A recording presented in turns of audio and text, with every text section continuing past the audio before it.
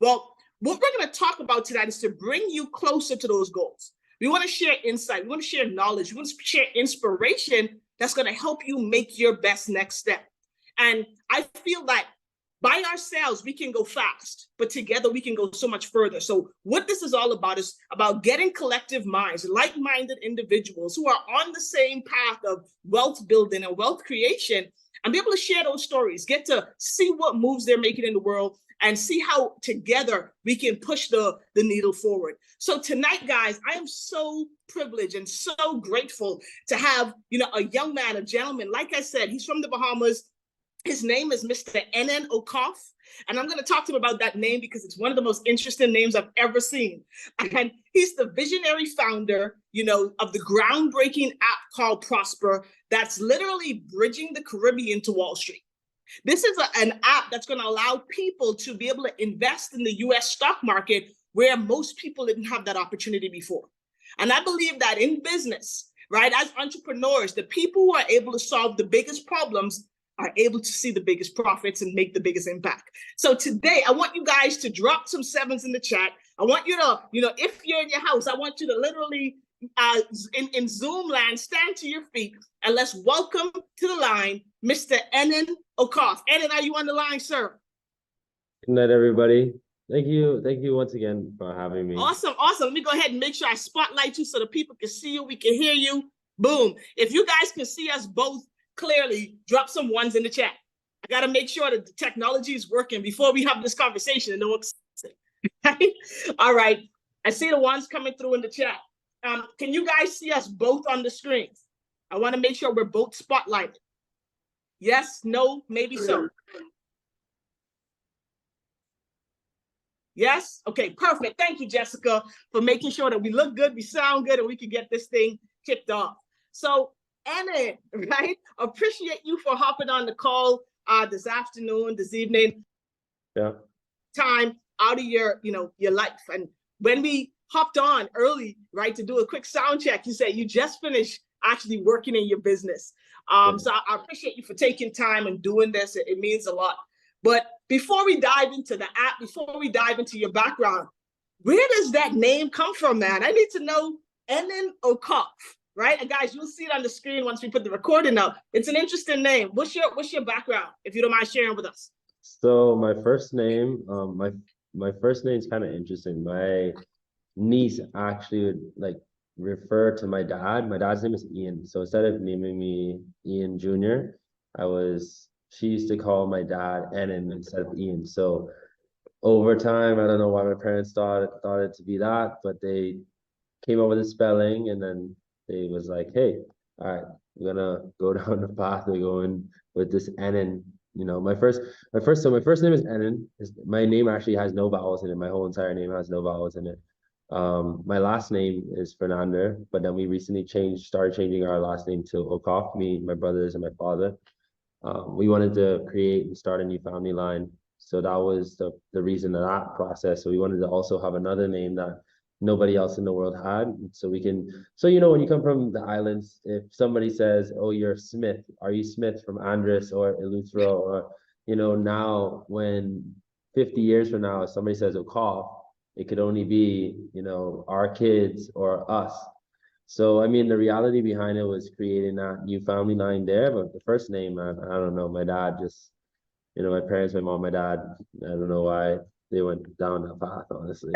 Pretty cool, though. That already says so much about just your lineage. It's like greatness got to come from what you guys are building, right? Yeah. So that's a clue, man. So that's exciting. I had to ask because when I saw the name online, we live in the social media age, and I said, how in the world do you pronounce this spelling? So cool, Enan. Okay, now I get it. Yeah. But enough about the name. Just like to everyone who's on here today, like I usually when I get interviewed, I hate this question, but I said I'm gonna do it to you anyway. Tell everyone here a little bit about yourself, just kind of how you got interested in finance and investing, and kind of just your story moving up to this point. My story is kind of actually interesting. I have a best friend that I'm still best friends with today. So my dad, I didn't grow up in a rich, wealthy family or anything like that. My dad worked till retirement, and my mom you know, like both of them worked till retirement. But I had a friend in high school. My dad used to teach me very interesting life lessons, right? And this one friend when we were in high school, like grade 7 or 8, not sure, but I think it's grade 7, maybe second semester. My dad started trying to teach me all these lessons and of, you know, how to budget, understanding the value of money, all these different things. My dad was in the banking industry. And one of the most unique things that he did one time, and I'll never forget it, was there was one day he picked me up from school and he took me to the bank, withdrew $8,000, left the $8,000 on the stairs, like in their house, left the $8,000 on the stairs. And for maybe about, I want to say 2 weeks, left the $8,000 there on the stairs. And he said to me every single day, he said to me, he's like, hey, you know, I'm broke, figure it out. I don't have any money for lunch. I don't have any money for this. Like, you can go figure it out. However you find food or, you know, make food at home, carry food, like just, you have to survive, figure out how to survive. And I was like 12, 13, like I said. And I had this friend at the time who, you know, that resulted in honestly me begging, right? If I'm being honest. So you go to school, hey, man, let me get a dollar, you know, from everybody, you know, and you leave in school with, you already spent $10 and you leave in school with an extra $30 just off of, you know, people you just asking, you taking dollar from what I call the school economy, right? And so back then I had this one friend. Every time I asked him for a dollar, he had to reasonably break $100 every single time I asked him for a dollar. And I was just like, face, I gotta be doing something wrong. Like, but he told me once, he said like, oh, I work for my dad. You know, I'm working for my dad in the morning before school, 5 a.m. before 5 a.m. I'm working, and he's making money, right? And so for me, I sat down and I would always search how to make money, how to make money, how to make money. And then back then, you know, you get YouTube ads based off of what you're searching for. And this YouTube ad came up with this guy driving a Ferrari, you know, and you're like, hey, um, you know, you can be rich if you get into trading and this and this and investments and all this stuff. So I started getting interested in derivatives when I was around 13, and I started trading when I was like 12, 13. During that transition of turning 12, 13 on a joint account with my mom. Um, and from there, I was just always hooked into it. I never wanted to go into banking. I knew I didn't want to go into banking because that's what my dad did. But personally, back then, I knew that for sure in the world to survive, you need to be able to make money. And it is a factor. And I would go to tell people as far as and honest, like, you know, one thing when it comes to money, one thing when it comes to wealth, and the same perspective that actually taught me how to make money initially was, you know, my dad used to say this thing of me, like I said, the story with the $8,000 on the stairs. He used to say to me, like, you know, he was broke, he was broke, he was broke. And it took me until I was old enough to realize and understand my own self through reading, through philosophy, through studies, case studies, and everything. That if you look at an example like, say, Alexander the Great, right? Right. And you look at someone like Alexander the Great, that's a man that would have quote unquote conquered the world, right? Back in the day. And if you look at the assets that were in some of these countries, you're talking about, I would even go to say as in that day in value, trillions of dollars in assets in the countries that they had conquered. But when you read about him, when you read about the stories, when you watch the movies, no one talks about the riches that he had. Everybody talks about the things that he did, the type of leader he was, his character, how he was able to lead his country, his men, and everybody into successful, you know, wars and win, right? So the reality behind it is money, and brokenness has nothing to do about what you have. It has everything to do about what you did and what you create and build for yourself and the impact that you create in the world. So back then I learned how to make money, and to be honest with you, it felt amazing moving down the path of life of knowing what it is that I wanted to do. So when I was 13, I wanted my life to be what it is today.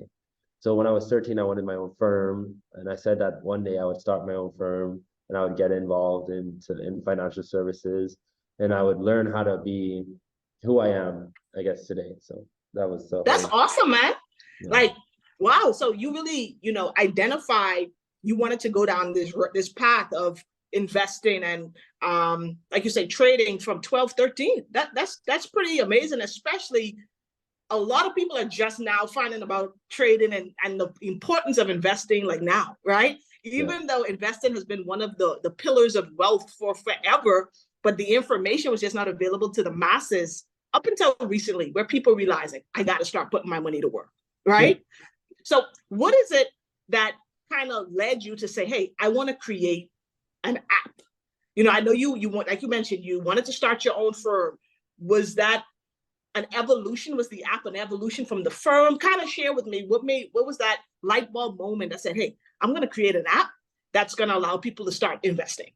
So at the time I was in the UK on a trading floor. So I've always been like very interested in trading. And like I said, it was always my sole focus initially. And before I was in the UK, I worked for this guy who hosts like a huge event every single year on Wall Street. And he has offices in New Jersey, offices in Manhattan. And we were having a conversation one day, and he pulled me on the side and he said to me, which was really interesting. He said to me, and then you're too smart to be a trader. And I was like, okay, I don't know what that means, right? It took me back a little bit. I was like, hold on, like, at this time I'm probably like 19 or so. And that whole entire thing is my life. And then I go off to the UK for a few months and I'm on the trading floor and I'm around a bunch of guys that, I've created great relationships with and I learned a lot from, honestly. And my biggest thing was, I remember one day we were having a conversation and I was like, my goal was never really to trade. My goal was always to be like one of the big dogs. Like people talk about, most people in our environment, they grow up and they're like watching like NBA or like NFL. Like when I was growing up, like my I guess superheroes that I looked at, not necessarily superheroes, are the people that I was admiring growing up outside of, I guess, my father was the Ken Griffins of the world, the big hedge fund guys that own the basketball teams, that own the NFL teams, the MLB teams, the stadiums, the big buildings, the most expensive apartments and houses around the world. I was always interested more in the hedge fund aspect than I was some dude shooting a ball or catching one. Yeah. Um, and I think for me, while I was there, it was kind of the same thing. Like we were sitting down having a conversation, and everyone is trading. We're trading good size contracts in the futures market. And everyone that's so into it is much more focused on this money aspect of it, right? And I'm sitting there, you're looking at 10 screens, everybody has a 10 screen setup. Currently mine's is just as similar as it was when I was in the UK. And the crazy thing about it is like you talk to these guys and they're like, yeah, I'm gonna make 15 mil and then I'm off to the countryside. I'm going to Dubai. I'm gonna do this. I'm gonna do that. And we were sitting down one day having a conversation because the UK the US stock market was closed that day for a holiday, and Mm-hmm. it was like 3 o'clock in the office, just on my floor, in the office, just talking foolishness. There's a few floors. Um, and one of the guys said to me, he's just like, yeah, man, like I trade, and I'm sitting there, and I'm thinking like, yeah, but like, how would I sell this skill? I can't sell it, right? I can't walk away from it. There's a guy downstairs that's making tens of millions of dollars a year, like his own money. And he doesn't even use the bathroom, right? Like he's like, I might use the bathroom and miss out $1 million. Like see, like, and I'm downplaying how serious that is, like for him. But the reality behind it is like for me, it was just like, can I really do this every single day and maintain this without burning out? And then telling myself that I'm just, looking at a screen every single day, or do I prefer to own a trading floor with multiple traders that are looking at screens, making investment decisions for myself? Like I want something more than this. And then when I spent months and months journaling, trying to figure out, walking around London, thinking, and I was just like, the first thing that came up was the whole entire Prospuh name. And my thing was do something that people don't expect to be done in our environment. Solve my own problem. What are things that, from a technology standpoint, because how would I be different from all the guys that have firms now? From a technology standpoint, how do I come into my environment and do something that's so completely different than all these other guys, and provide value in ways like kind of like the thing of innovation, right? When you're thinking about building a product, most people are talking to you about what is it that you can't do? Oh, you can't do this, you can't do that, you can't do the next thing. And like, for example, I didn't have anybody that, sat down with me and was just like, oh, are you focused on being able to provide stocks for the underbanked, the people that can't have bank accounts? Like, are you focused on providing stocks for people that, don't have access to phones? Like, nobody thinks about those things that are innovative that you want to go after and actually solve. More people focus on things like, oh, well, this is your box, stay in it. You need to worry about this. Oh, you can't do this, you can't do that, you can't do the next thing.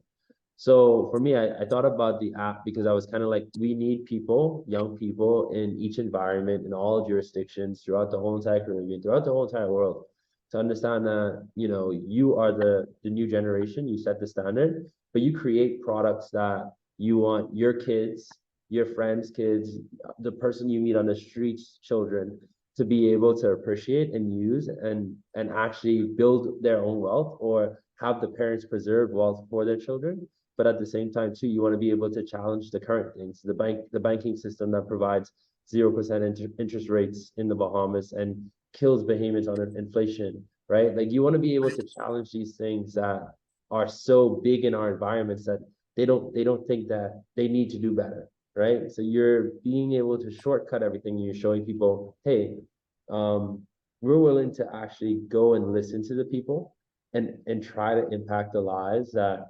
are needed to be focused on, right? And try to actually promote for our environment. We don't want to be.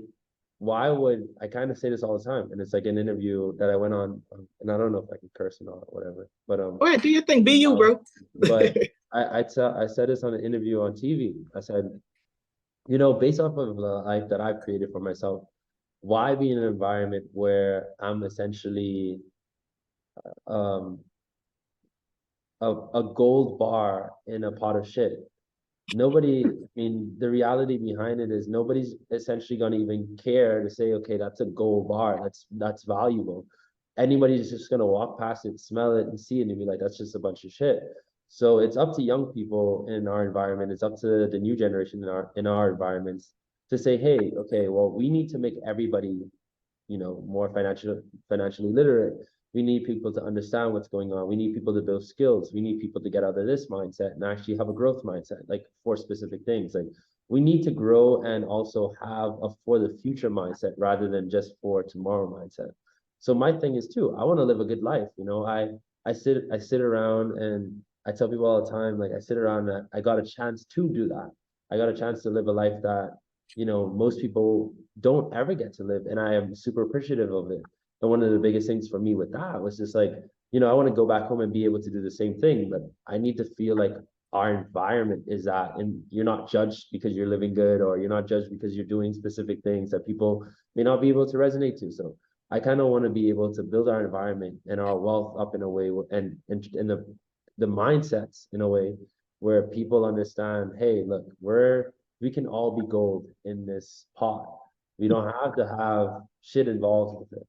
So Right. you don't want to be driving down the street. You don't want to get out. It doesn't make sense. You don't want to get out your house has a gate. Your automatic gate opens. You drive out of it, and then there's somebody shooting somebody down the street because of some type of mindset that somebody else has.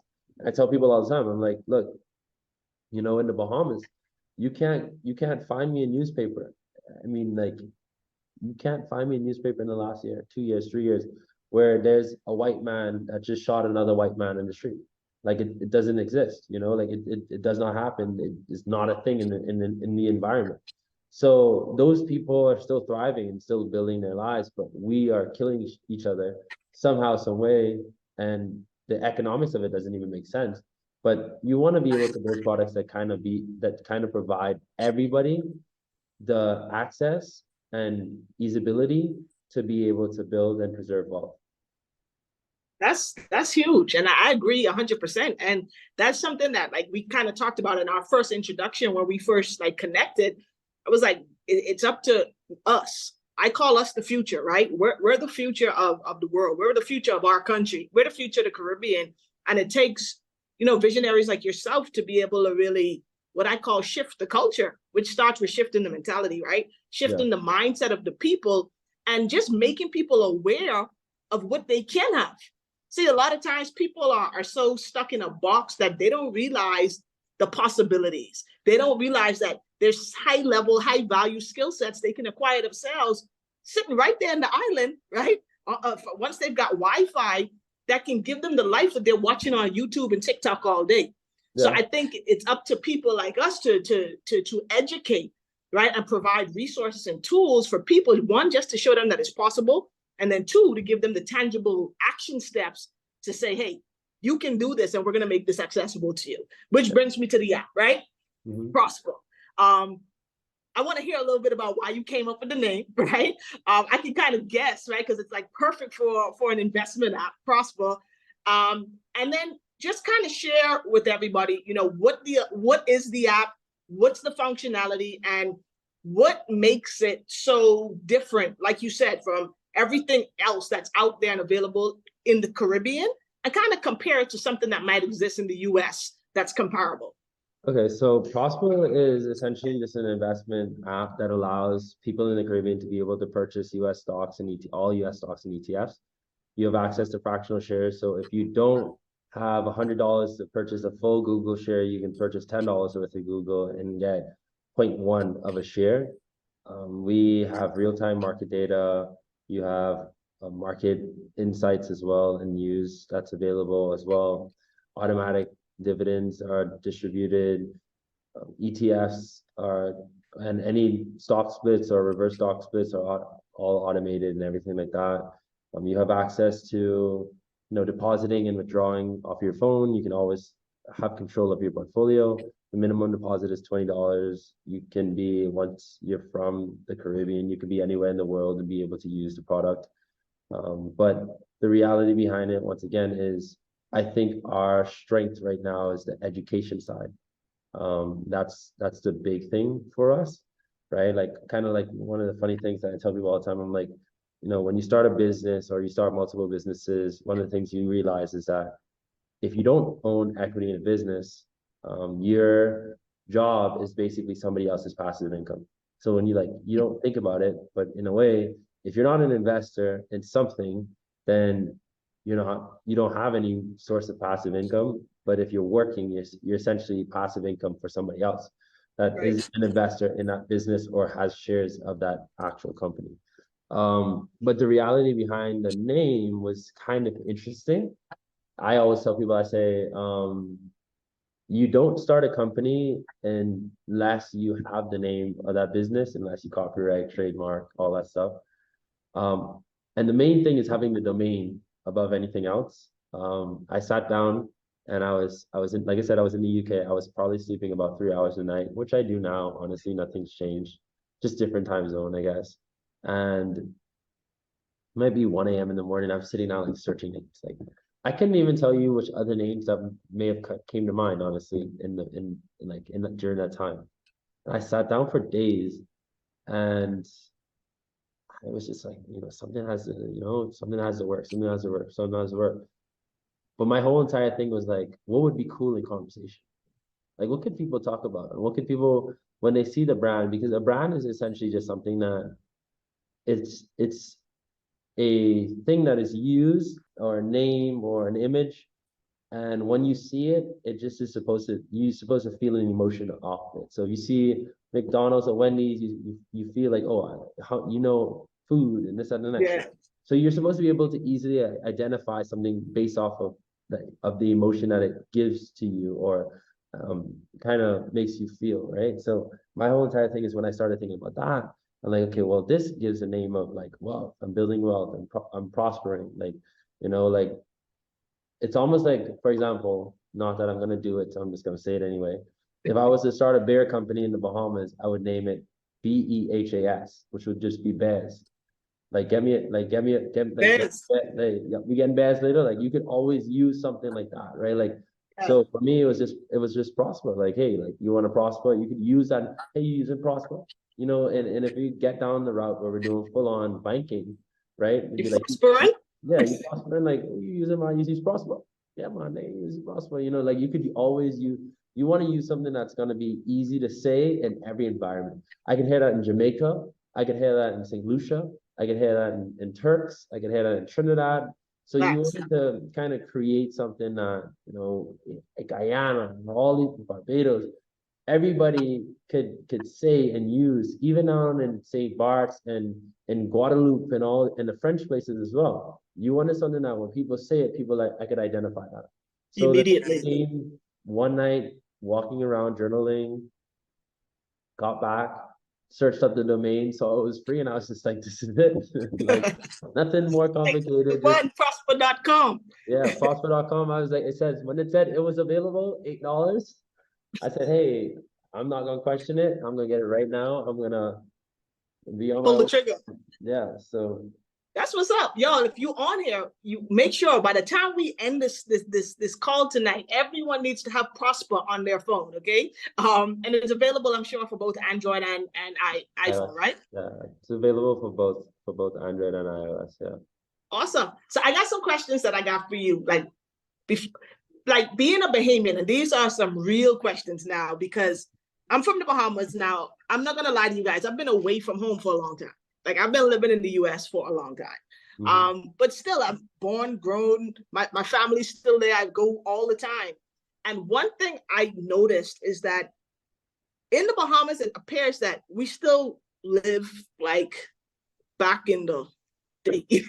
Like it's an antiquated system for everything. Yeah. Still doing manual stuff. They're just now starting to evolve to online, processes to eliminate paper and expedite processes. But one of the first things that jumped into my mind when I saw what you were doing with Prosper, and then I saw that you actually got all the licenses and the regulations through the, Securities Commission of the Bahamas. Yeah. I said, how in the world did he do that? Because I knew there had to be some challenges on this journey of getting this app up and running, getting approvals, and just getting like what I call old school people to understand a new school way of thinking. Kind of share with us whatever you can, like some of those challenges, some of those roadblocks that you may have faced on this journey, and then kind of how you were able to keep pushing, because I know it wasn't easy. First thing I would say is that when you're building something, and we bootstrap this whole entire business, so we don't have any investors. It's just me. And one of the things is that I realized with just like building and not taking on other people and just kind of figuring out things yourself is well, for one, your biggest slowdowns will always be institutions. They won't be your dev team, it won't be your actual team, and it won't be like, and I will go above and beyond, and I would definitely, whenever I get the chance to, I just definitely thank the whole entire team, because it's not just me, it's everybody else. It's like it not be possible without them, right? More than anything else. But for sure, the institution side is the thing that slows you down the most. I personally can say that when I started to get my license, I was 22 years old. So that was about 3 years ago. I just turned 25. When I started getting my license, I was 22. I was the youngest person in history to ever attempt to get a license. The law actually says that you have to be in your 30, I think 33 or 32 or something like that to get a license. So I spent 6 months back and forth with them telling me I need to hire some other guy to be, or some other woman to be my CEO, and not be a CEO. And it was just back and forth, honestly. I can definitely say that now looking back at it, it was a very strenuous process. But me as a person, and I never took no as an answer, nor did I always did things strategically. So I never really had a problem with anything. I always went about things very smartly. And I always went with doing things in a way where I had backup in a way. And I don't want to like further go on that because I don't want to get political or like, anything like that. This thing go with sense. Yeah, it's when there's a wall, when you're 22 years old and there's a wall, you knock it down. Like you have nothing to lose and no one's gonna tell you no. And once again, I think a lot of people come from perspectives where they think of authority, they think of roadblocks and everything like that. For me, my life, I always grew up with the mindset and mentality that, this is my country, right? If I want to walk around barefoot, if I want to walk around and sing songs or whatever it may be, I'm a Bahamian. I was born here. I've represented the country on a world-class level in sports. Like, I definitely understand what it's like to take the flag on your back and stand on the podium for the country.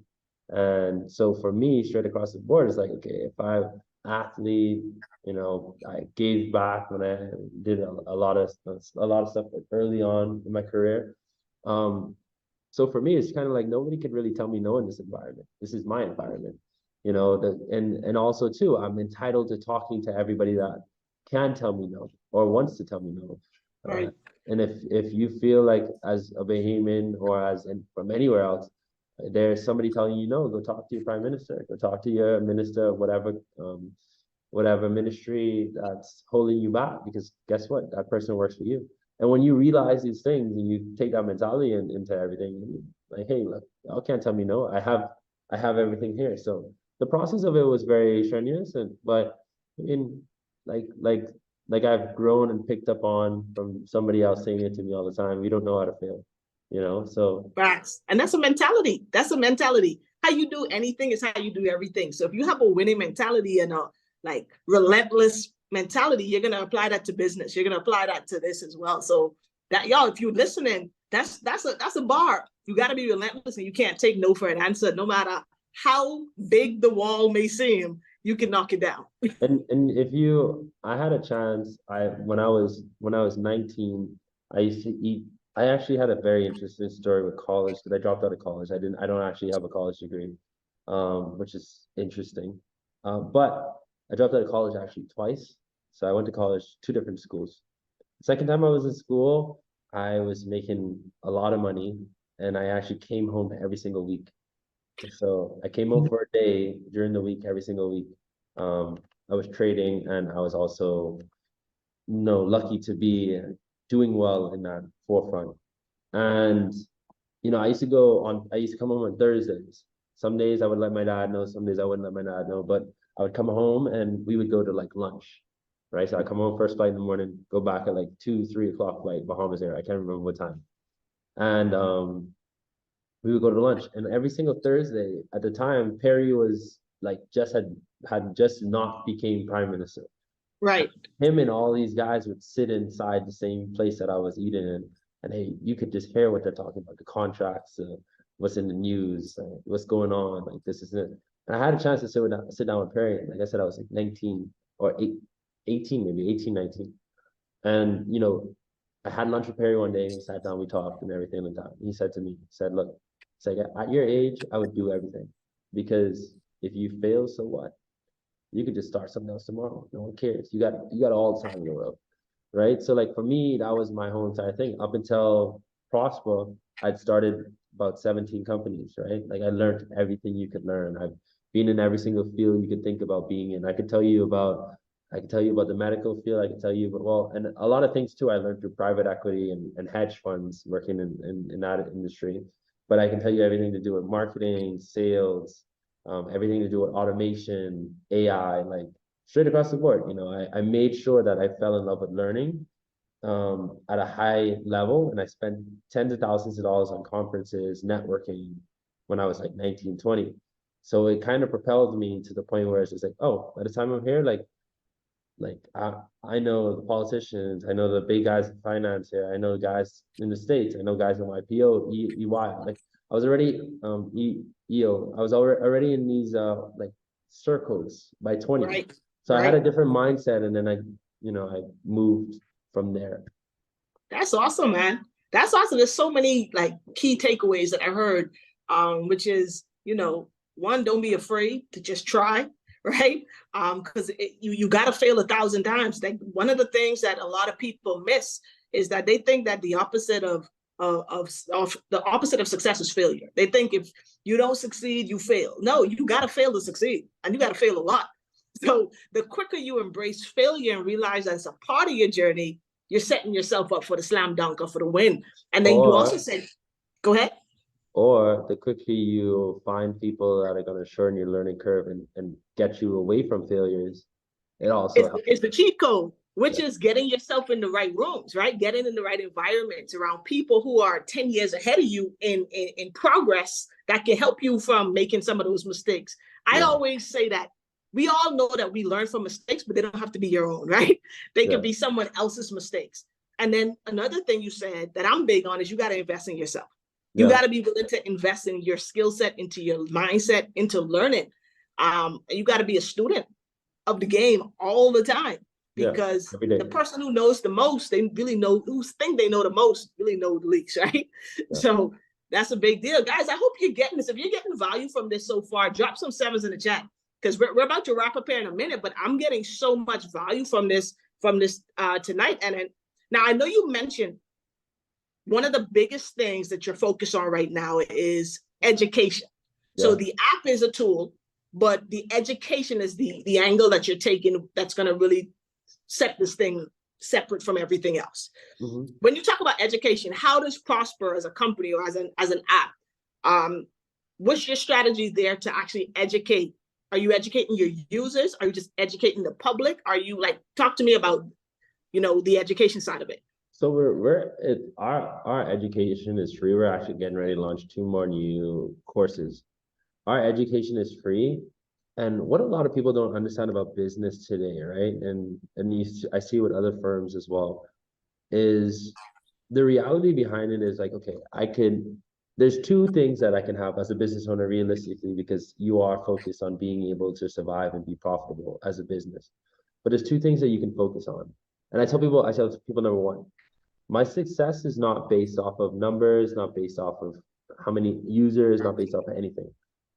My success is based off of that lady or that gentleman in 20 years, 15 years, 10 years, 5 years, 3 years that comes to me and say, hey, I started using your app. My life is insanely better. I have a profile for my kids' educational fund. I have a profile for my home. I'm building wealth. I've made tens, hundreds of thousands of dollars trading, investing in this, and this. That's what success is. Success is the people, the story of the people and the clients that use your platform. And for me, the biggest thing for me with that is that when you look at having a trading platform, you don't want somebody that comes on and trades once and leaves. You also don't want people that are losing money. You don't want people that are making bad decisions. You want people to understand truly what it is that they're doing. You want people that are going to build a portfolio long term because it's in their best interest to do so. You want people to start shifting their mindsets from next week mindset into or weekend mindset into a next 15 years from now mindset. And you want people to actually start harvesting skills and a overall perspective that keeps them successful on your platform. So the reality behind it sometimes too, it's kind of you have to put yourself in the shoes of your users, and you want them to be okay, how do I have enough valid information to make sure that I'm dollar cost averaging into a ETF for the next 15 years, and that's going to turn into $1 million, 30 years from now or something. You want somebody that's like that more than you want somebody that's kind of oh, I'm just going to be a degenerate and buy this, so that is a big perspective of it. That's kind of my whole entire thing, and focus on education. And then also too, like I said, you don't want to be a pot of gold in a pot of shit, right? You want to create people around you that build wealth, preserve wealth. In our environment, there's usually only things that take wealth out of our environment. People have to understand that savings is just an illusion, right? You're saving at the cost of inflation to keep your money liquid and accessible to you. So you're always telling yourself that you're saving money, but you're not. It's an expense in a bank account, and you're just saying that you're saving, but in reality you're spending just so you can see the number in your bank account. The only other 2 things that you can do with your money is invest it and spend it, right? You can't do anything else with it because saving is not real. It's just something that you're thinking is real, but inflation and all the things, the fees and everything that you add into it, it does not exist.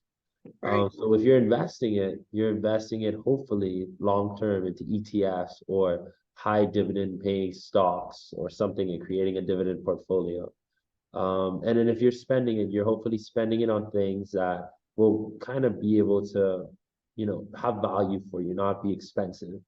And or coming from a perspective where, you are teaching people that it's not about what you make, it's about what you keep, right? Like it's not about inflating your lifestyle. It doesn't really make a difference. Financial freedom itself can be achieved with $1,000 a month but we don't think about it like that. We kind of like, oh no, it can't, right? Like, but the reality behind it is, somebody can be making $30,000 a month and you can make $3,000 a month. You make $36,000 a year. That person making 30K is making $360,000 a month. And that's all fine. And well, no, wait, no, that's 340. Yeah, right. 360. 360. 30 Yeah. times 12. Oh Yeah. no, I have 20K and the 30K mixed up. 360, say right, 360,000 a year, right? Spending all of it. Yeah, but the reality behind it is that person that's living at has a $2 million home, has a Mercedes, has this car, their kids go to a private school here, here, and here. And that person that's making $3,000 a month is saving $1,000 every single month, $2,000 every single month, and they're living on $1,000 every single month, right? So at the end of the year, they only need $12,000 to survive on. They're saving $2,000 a month. After 2 years, they've already saved up $48,000. They can go and live 4 years now without working. That person making $30,000 a month, they're gonna crash after month one. You can't afford that $3 million home. You can't afford that car. You can't pay your children's school fee without the money, right? So when they lose that, they don't have it. So you want to teach people more about it's about what you keep, not what you make, and then the mentality that you need based around it to understand. Hey, I know that I want to walk in the light where okay, I know my life is more or less about traveling than short. Like you start investing towards traveling and you start figuring out skills that allow you to travel, and you know that going and living in Bali for a month is $2,000. It's not $50,000 a month, right? And understanding that life is more about simplicity, not that it's about complicating everything. I made a lot of money very early on in my life, and to be honest with you, the only thing that I ever did for me was complicate things. It complicated people, it complicated situations. You didn't know what was real, what wasn't real. You didn't know who you're proving things to. You didn't understand your ego. You didn't understand spending the money. You didn't have any reality on spending the money. So you want to be able to build certain skills, and that's why we're big on financial literacy and education, and then also being able to teach proper things because we want the best for our users. Love it. I love it. I love it, man. I love it. You like just personally, what you're talking about is so aligned with like what I believe and what I'm, aiming to not only live myself, but to also share with the people that I'm able to influence or impact is that it's not about how much money you make. It's not about how much money you save, right? You can't save your way to wealth. You can only invest your way there. And the key is to get started. You got to start somewhere and you can start small. So for you, as we move to a close, for you being 25 years old, I think that puts you, what is that, millennial or Gen Z? Or what do they call you now? I don't know, but it's the new generation. Yeah, What would you say to the under 30, right, community of people right now who are living in a world of social media? We're living in a world of technology, and we're living in a world of people who really, they understand that they don't want to do what our parents and our grandparents did. They don't want to work the job for 40 years to retire off of 40%. Like, they ain't about their life, right? They want to do different things. What would you say to that whole group of people to say, hey, this is why you need to learn investing, why you got to get educated, and really why, this is the move for the lifestyle that they really want to create? Like I had a dinner last night. I was sitting down talking to my friend, one of my friends, he owns a company. And like I said to him, because we were having a conversation about something that he's doing right now.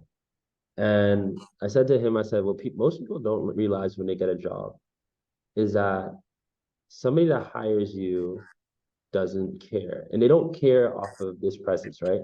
Like if I hire somebody based off a skill, that's great. And I still want that person and I still value that person. And I'm most likely going to value that person.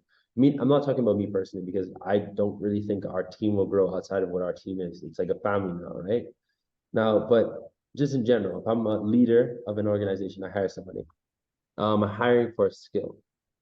But nobody's gonna realize that if I ever the new flex, the new CV, the new resume are people that have done things.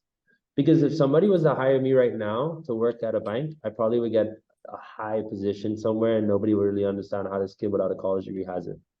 But nobody's looking at the standpoint that, oh, I'm coming in as an entrepreneur. I'm not coming in here to work.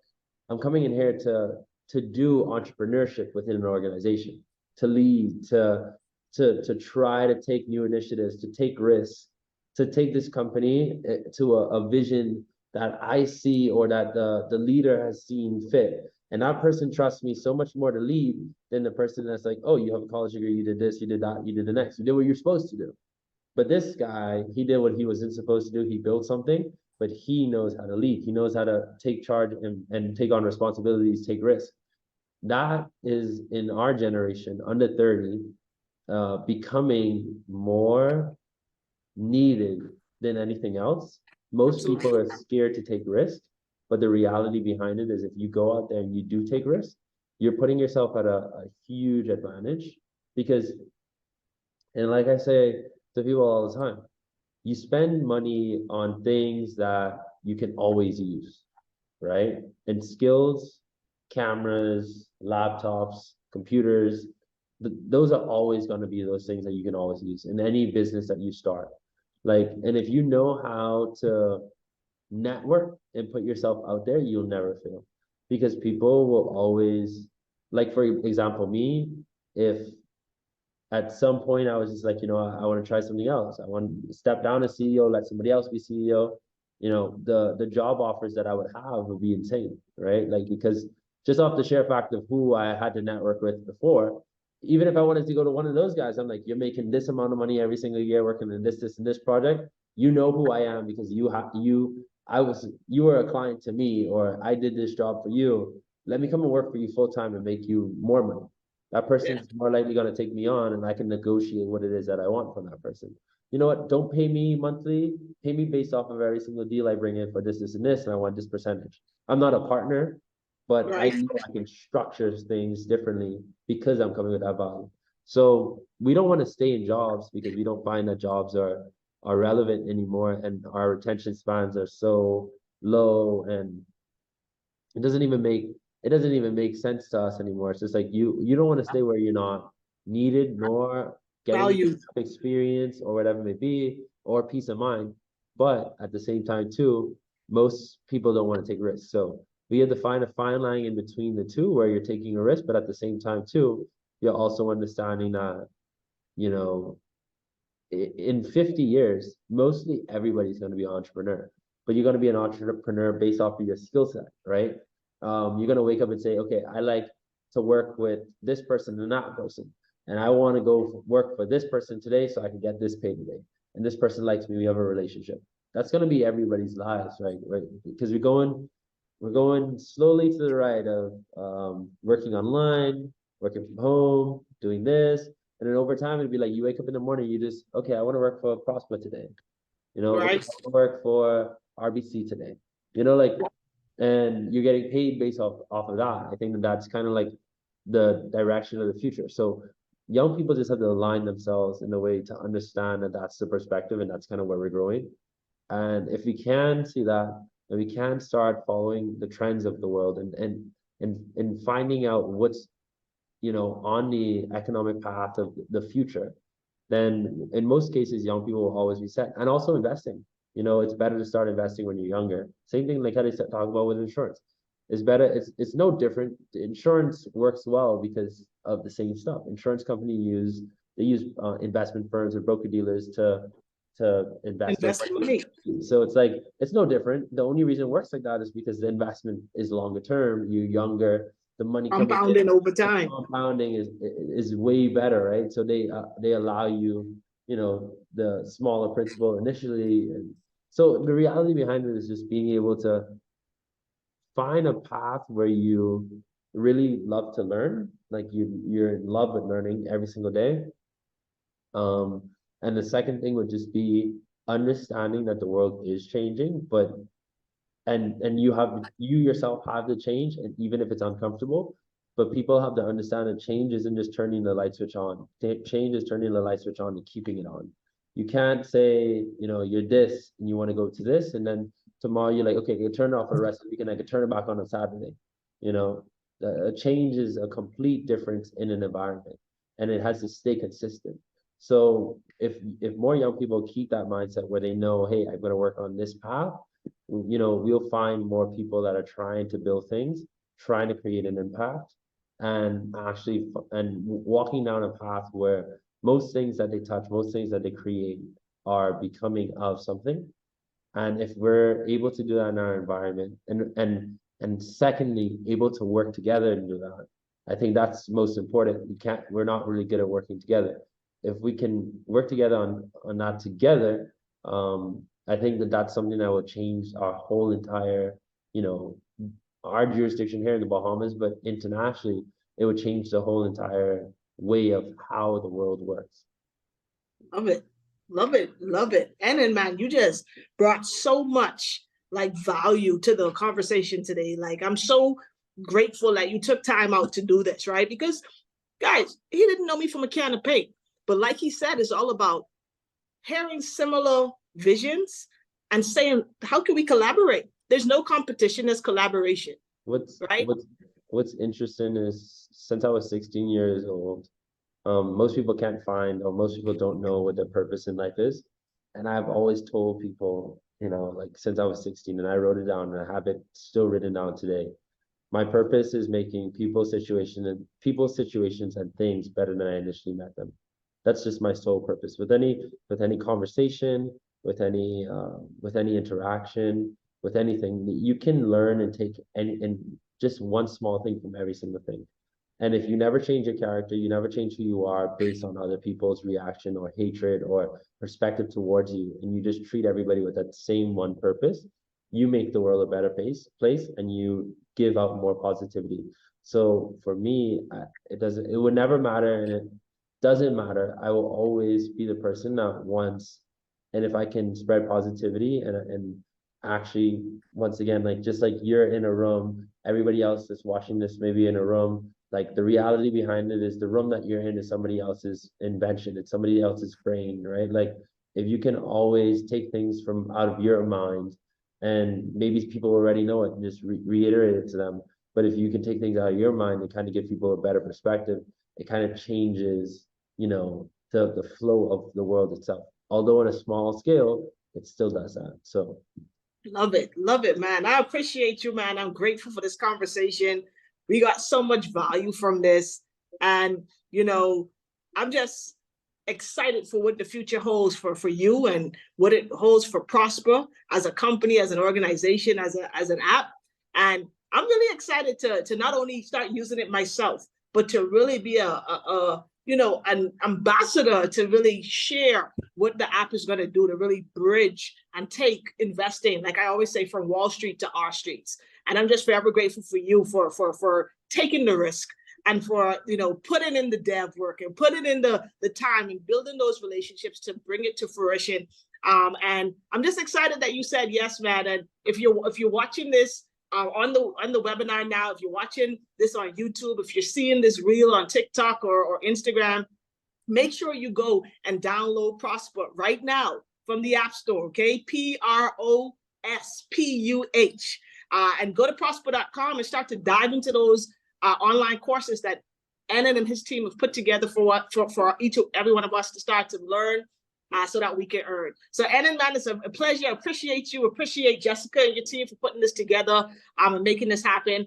And I'm looking forward to seeing you, at the top, and really dominating this space, not only in the Bahamas, bro, but, globally. So appreciate you.